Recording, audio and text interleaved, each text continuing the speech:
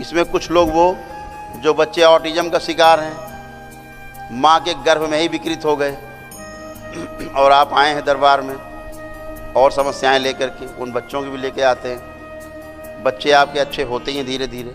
असाध्य रोग हैं संसार में, अभी इनकी कोई दवा नहीं बनी, कोई इलाज नहीं बना।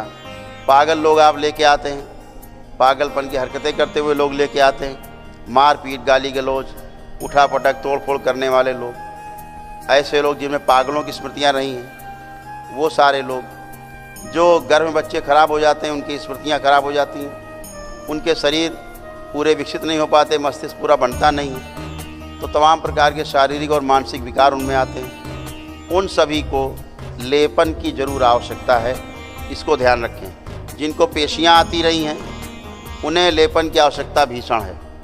समस्या में रहे हैं, उलूल जुलूल दिखाई सुनाई पड़ता रहा है, तमाम तरह से बीमार रहे हैं, सिर पर लेपन की आवश्यकता है। सिर पर, केवल सिर पर लेपन, हम लेपन की बात कर रहे हैं, मतलब सिर पर लेपन की बात कर रहे हैं। दरबार से लेकर के उसको लेपन करें तो आपका मस्तिष्क जो अभी ऑर्डर में नहीं है, पूरी तरह सूजन रहती है। जब ये गंदगी आप में रहती हैं, नकारात्मक स्मृतियाँ बनने के कारण आपके शरीर में जो मस्तिष्क है, उस मस्तिष्क में सूजन आती है। सूजन आने से प्रॉपर जो तरीके से उसमें खून और ऑक्सीजन की मात्रा सप्लाई नहीं हो पाती। इससे आपको एक इल्यूजन होता है, एक भ्रम उत्पन्न होता है। तो ऐसे भ्रम उत्पन्न होने का कारण केवल सूजन है। वो सूजन जाए तो आपकी भ्रम भी समाप्त हों। बहुत लोग आप में ऐसे होते हैं, गुरुजी सब ठीक रहता है, दुनिया में कहीं चले जाएं, लेकिन घर पहुंचते तबीयत खराब होती, घर जाके ऐसा होता है, घर जाके वैसे होता है। ये सारी आपकी स्वयं की अपनी बनाई हुई स्मृतियाँ रहती हैं, जो स्मृति आपकी काम करती है। एक स्मृति आपके चिपकी रहेगी, आपको लगेगा हमें बहुत कष्ट है। मैं बार बार आपसे आग्रह करता हूँ, बार बार आपको बात बताता हूँ कि भगवान परशुराम जैसा महर्षि,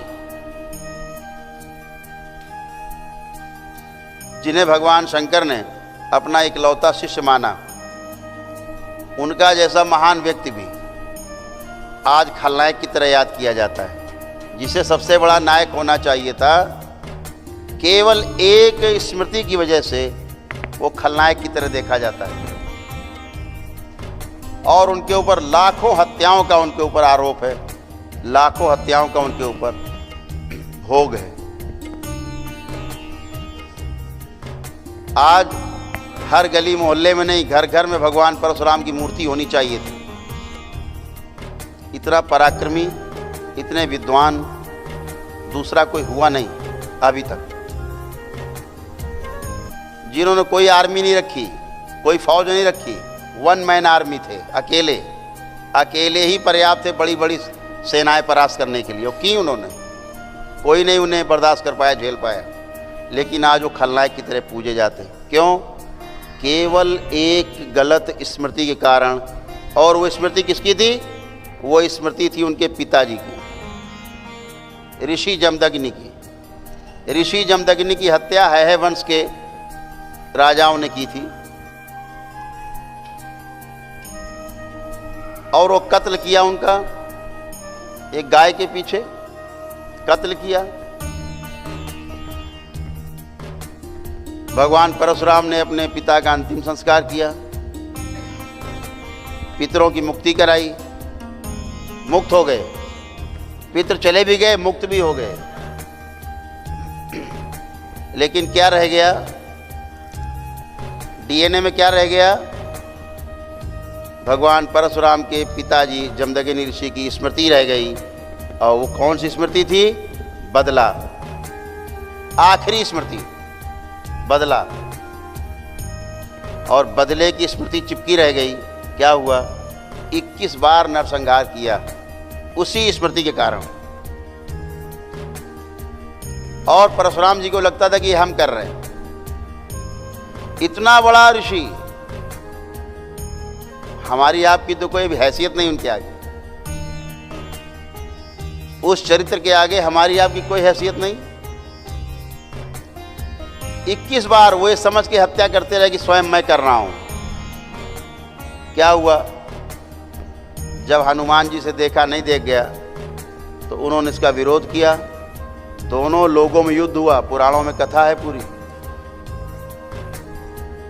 दोनों लोगों में युद्ध हुआ। युद्ध के बाद हनुमान जी ने परशुराम जी को एक जगह बांध दिया। क्यों बांध पाए? क्योंकि हनुमान जी स्वयं रुद्र के 11वें अवतार माने जाते हैं, शिव के, और वो शिव के भक्त थे, शिष्य थे। पेड़ में बांध दिया परशुराम जी ने और सोचने लगे, यार इतना बड़ा ऋषि तपस्वी, ऐसा क्या इसके अंदर है कि हत्या पे उतारू है? मान ही नहीं रहा, समझाने से नहीं समझ रहा। तो जब उन्होंने उनके अंदर देखा हनुमान जी ने, एक स्मृति ऐसी है जो इन्हें जीने नहीं दे रही है, और वो स्मृति इनके पिता जमदग्नि ऋषि की है, बदला। तो क्या कथा है कि हनुमान जी पितृलोक गए, पितृलोक से उनके पितृ वापस लाए और उनसे प्रार्थना करी कि भाई अपनी स्मृति अपने साथ ले जाओ।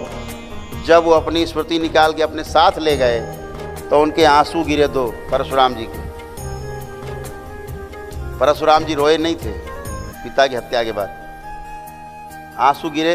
जैसे हम आपकी स्मृतियां नष्ट करते हैं, निकालते हैं, आपको जमुहाई आती है, कस के खांसी आती है, आपको आंसू गिरते हैं, है ना, ये आपकी स्मृतियां नष्ट होकर बाहर निकलती हैं।